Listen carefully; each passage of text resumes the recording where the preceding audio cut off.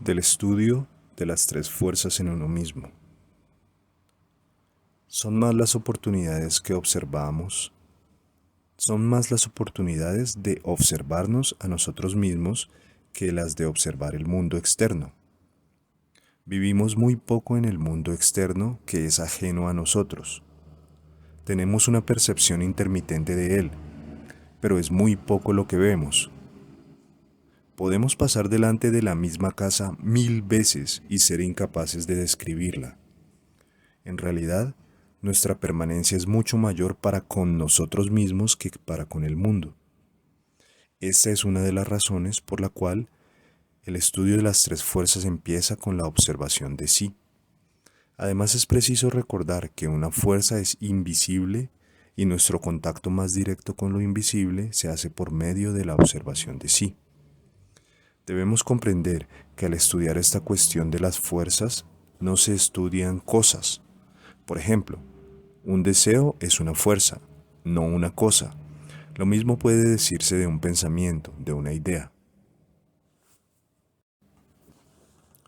Una de las razones por la cual nos cuesta tanto comprender las tres fuerzas es que tenemos tendencia a ver en todo una fuerza.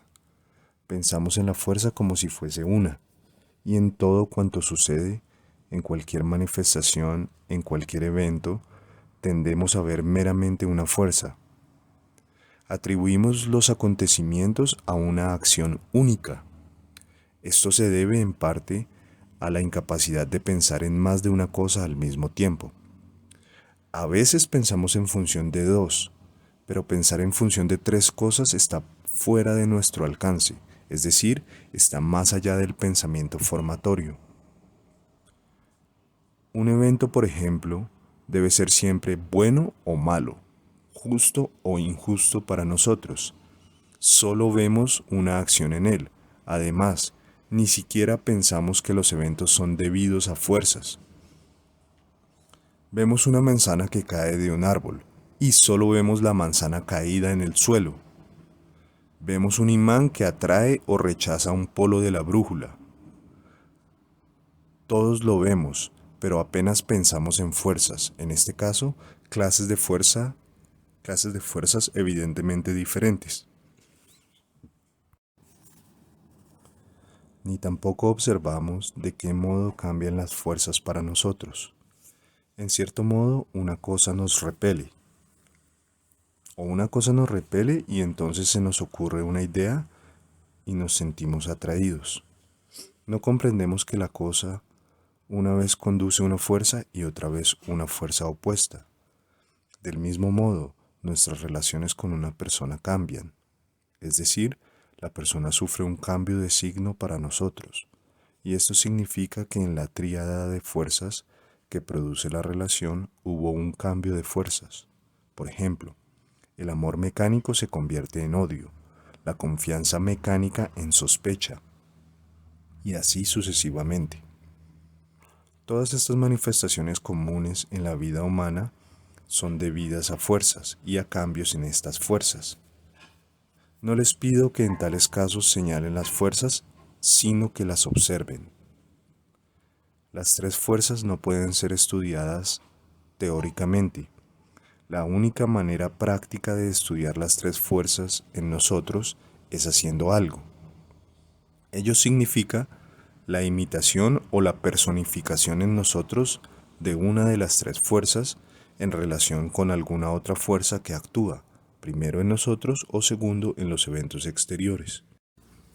Ejemplo. Primero, luchar con los hábitos, luchar con el sufrimiento. Segundo, luchar con la expresión de las emociones desagradables hacia alguien con quien no se simpatiza mecánicamente. Luchar para llevar a cabo una tarea difícil. De este modo empezamos a comprender cuál es la segunda fuerza para nosotros, y a partir de ella alcanzamos una vislumbre de la tercera fuerza. Ejemplo. Una súbita irrupción de fuerza que nos ayuda en nuestra lucha con determinada tarea significa un cambio en la calidad de la fuerza neutralizante. Por ejemplo, El coraje puede producir este efecto. La fuerza activa en la tríada se acrecienta así y la tarea, la segunda fuerza, puede ser encaminada más fácilmente. Por otra parte, debilitar la fuerza activa cuando la imagen de que uno es capaz de hacer la tarea, creando la imagen que uno es capaz de hacer la tarea, de modo que la tarea se vuelve activa, es decir, la fuerza de resistencia se hace más fuerte. Al hablar del rayo de creación, deseo conectarlo de alguna manera con los pensamientos de ustedes. A nadie le cuesta admitir que el universo es creado y muchos creen que es así. Por ejemplo, si son religiosos, dicen que Dios creó el universo. También han oído hablar de la Trinidad si son cristianos, y tal vez hayan pensado o no sobre este particular. En todo caso, la idea de la creación del mundo por Dios y alguna vaga noción de la Trinidad suele existir en su mente, pero no ven entre ambas nociones encadenamiento alguno. Así, aunque hayan pensado que la creación se conecta de algún modo con la Trinidad, no ven la inevitable consecuencia de tres voluntades que obran en la creación. Piensan meramente que Dios creó todo, por así decirlo, en torno de Él, como un montón de juguetes, y que ninguna ley obraba. Y aunque en el relato alegórico de la creación, en el Génesis, se dice que el universo fue creado en días sucesivos, no piensan que aquí se hace referencia a una escala, y que la creación no está toda en el mismo nivel, sino que desciende en orden de grados cada vez más hacia abajo. En consecuencia, se inclinan a creer que la voluntad de Dios está en contacto directo con todo lo creado y también a cargo de todo lo creado. Omiten pensar en el significado de la Trinidad, es decir, que las tres fuerzas primordiales o tres voluntades llevan a cabo la creación, y así creen que la voluntad de Dios llega directamente a cada cosa creada. Algunas religiones solo enseñan la unidad de Dios, tal como la religión mahometana. La religión cristiana enseña la Trinidad. Las consecuencias psicológicas son muy grandes. Si la gente solo creyera en Dios, pensaría que la voluntad de Dios se cumple por doquier y en todo, y así tiende al fanatismo y la persecución. No es que el cristianismo pueda mostrar algo muy diferente, pero al mismo tiempo esta religión contiene la idea de la Trinidad, la que está entre Dios y el mundo. La conexión de Dios o el absoluto con el proceso de creación solo puede comprenderse a través de la Trinidad o triada primordial de tres fuerzas y su derivación en triadas subsiguientes. Como lo explica el antiguo adagio, Dios es difícil de comprender porque primero Él es uno, luego tres y luego siete. Para retornar al rayo de creación, la primera triada de las tres fuerzas, proviene del absoluto y crea el primer orden de mundos, el cual está bajo tres leyes, es decir, las tres voluntades de la triada primordial. Este es el primer acto de creación representado gráficamente. En realidad es un proceso viviente, inconcebible y eterno. El término mundo 3 significa el primer nivel de creación, sometido a tres leyes o voluntades. Este mundo crea a su vez otro orden de mundos por debajo de él que tiene tres fuerzas que le son propias. Este es llamado el mundo 6, porque está bajo tres voluntades o leyes que actúan sobre él desde el mundo 3. Este proceso de creación prosigue. Por lo tanto, el próximo orden de mundos es el mundo 12, que tiene tres fuerzas propias, 6 derivadas del mundo 6 y 3 que derivan directamente del mundo 3. De una manera similar, otros 3 mundos han sido creados, dando en total 6 órdenes de mundos o 6 niveles descendientes de creación por debajo del absoluto, todos ligados por leyes.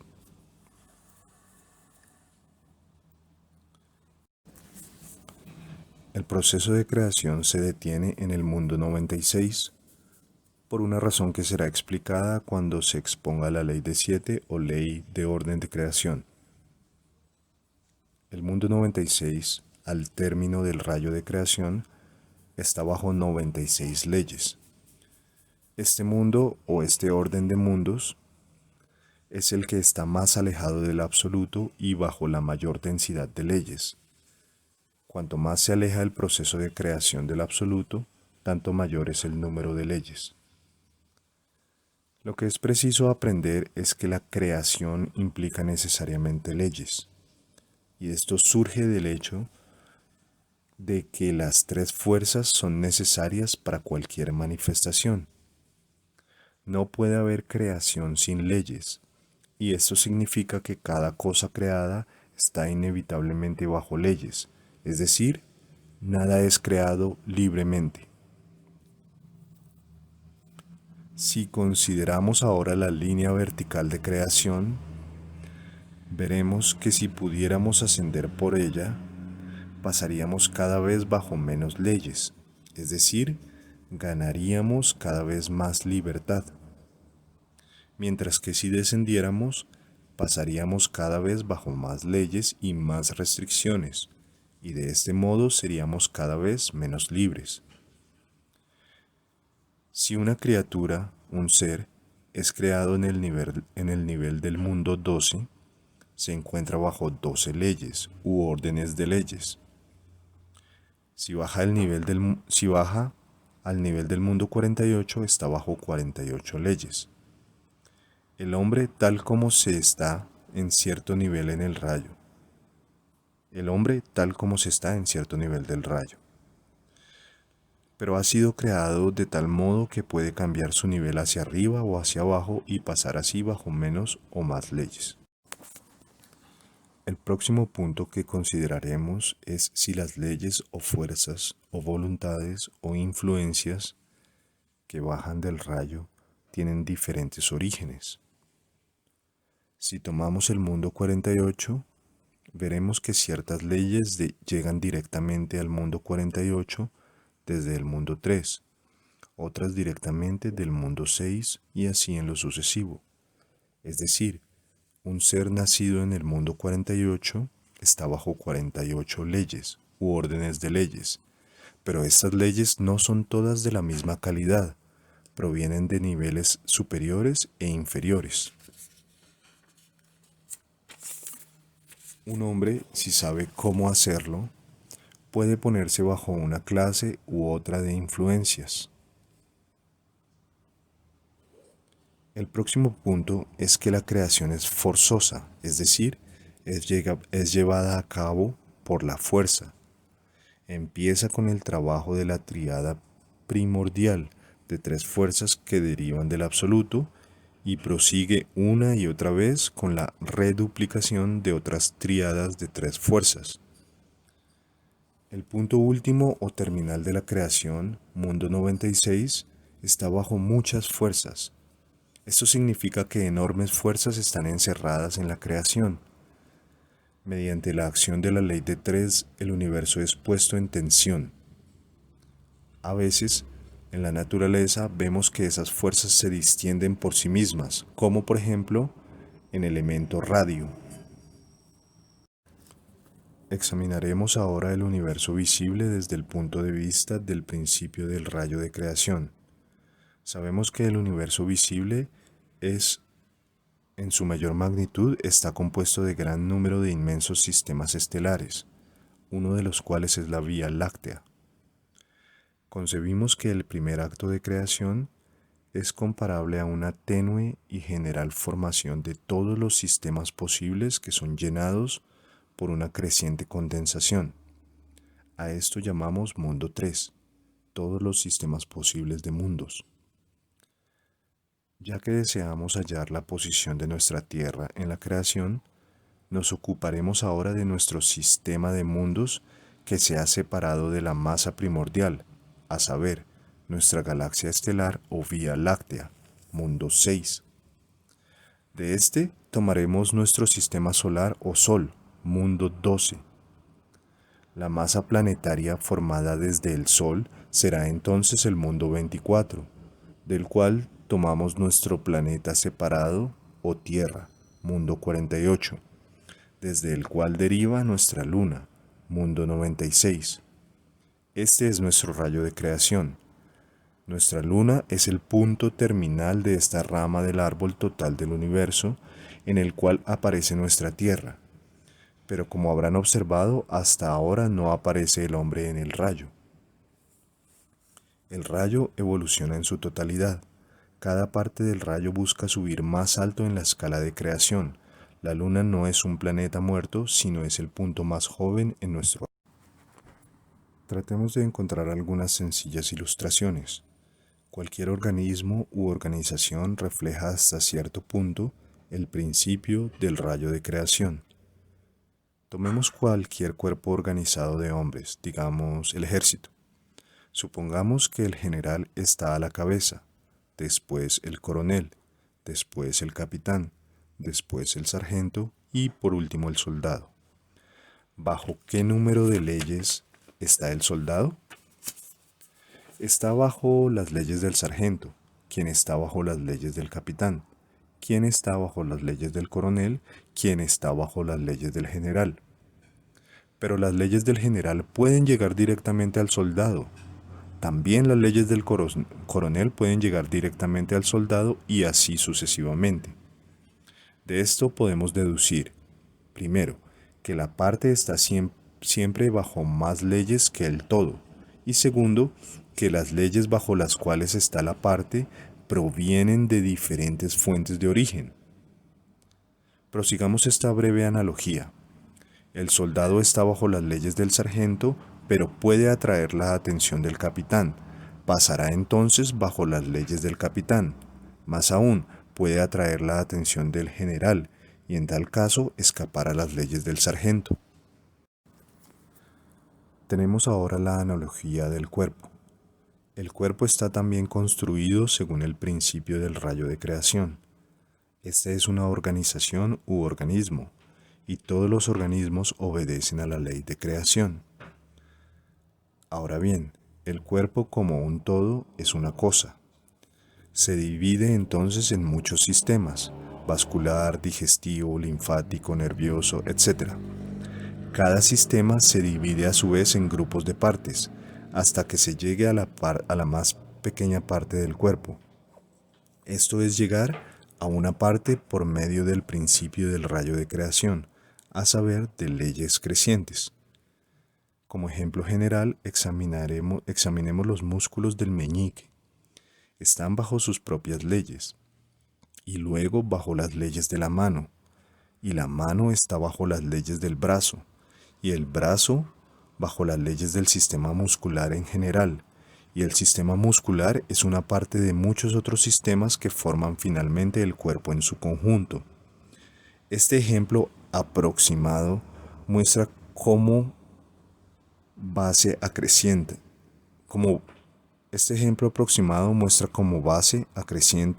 demostrándose así el principio del rayo de creación, a saber, el principio de aumento de las leyes desde arriba hacia abajo. Y esto es preciso aprenderlo. Esta es la naturaleza de las cosas, es decir, es una ley fundamental de creación.